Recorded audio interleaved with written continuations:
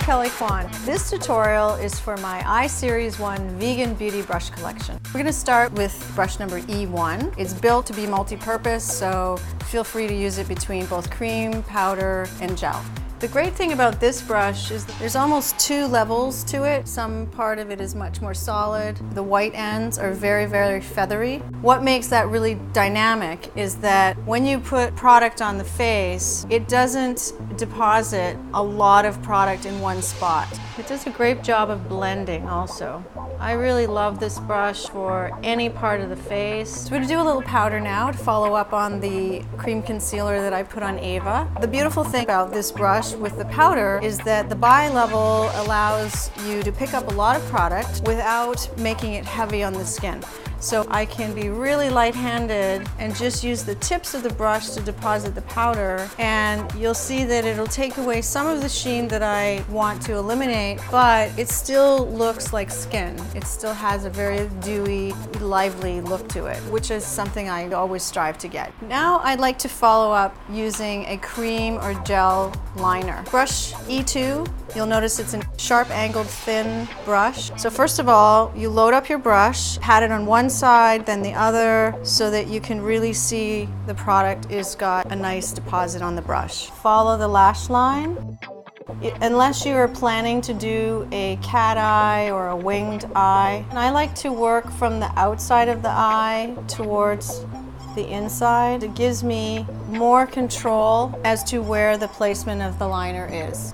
So just working along the lash line and pulling that color up a little bit on the lid. Now I'm going to take brush E3, which is a dome shape, very short bullet type of brush. I love this brush. Go over the area that you just put the gel liner on, and you can take away any kind of demarcation.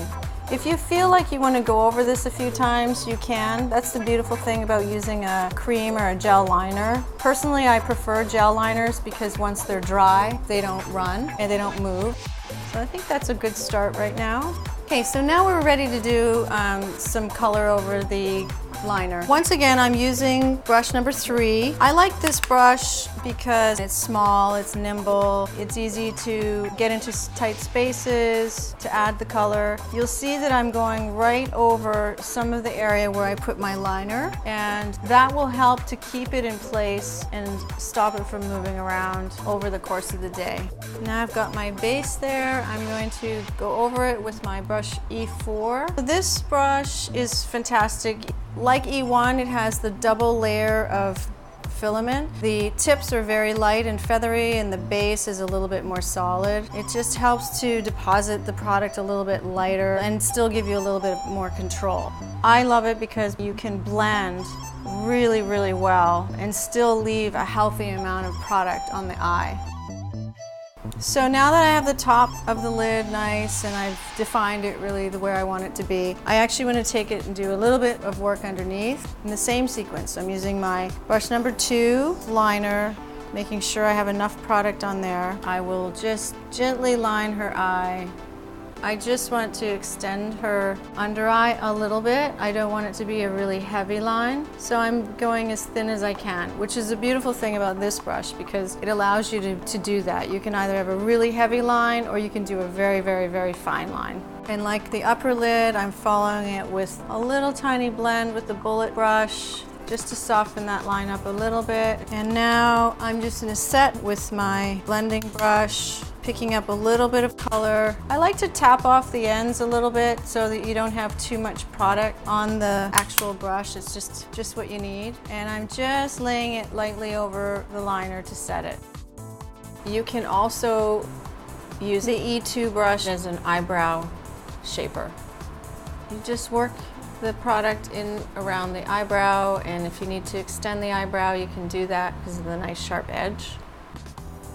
So now you've got all your eye color on. If you notice that there's anything that has come down or you need a little cleanup, it's easy enough to take care of that with your multi-purpose E1 brush. Again, take a little powder, tap off any residue, and just lightly go over the area that you want to clean up and dust away any particles of makeup that don't belong there.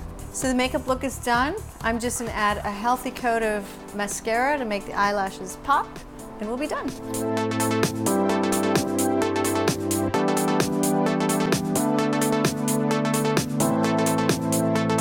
For more information and tutorials, check out kelleyquannewyork.com/tutorials.